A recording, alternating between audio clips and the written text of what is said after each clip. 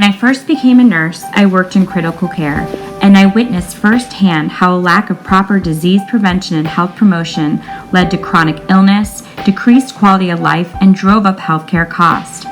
I realized improving health didn't start in the hospital. It started with proper education, early screening, and improved management of chronic illness. I knew then that I wanted to become a nurse practitioner and work in primary care. And after achieving this goal, I began working in public health and discovered the glaring gap in primary health care. I truly understood the flaw in our healthcare system. My message was clear. Nurse practitioners need to practice independently. No longer should we tolerate the label of mid-level, but embrace and advocate our role as independent providers. Nurse practitioners provide high-quality primary care to thousands of patients annually. We are not a healthcare alternative.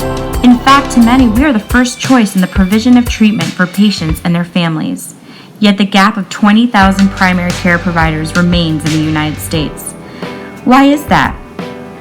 Perhaps it's the 33 states that continues to oppress the independent practice for nurse practitioners, or the misinterpretation of our role as advanced providers by the public.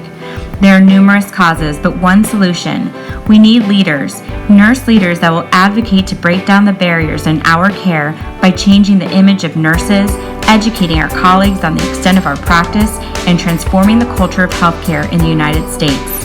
The Doctor of Nursing Practice degree will help me achieve the goal of becoming a nurse leader. The DNP degree molds innovative nurse educators and executives and advanced practice providers that leads the nurse in improving access and quality healthcare.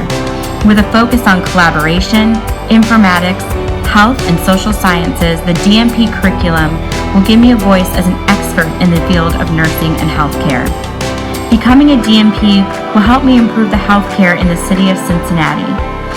I work at the Cincinnati Health Department where over 40% of Cincinnati's residents attend our healthcare facilities.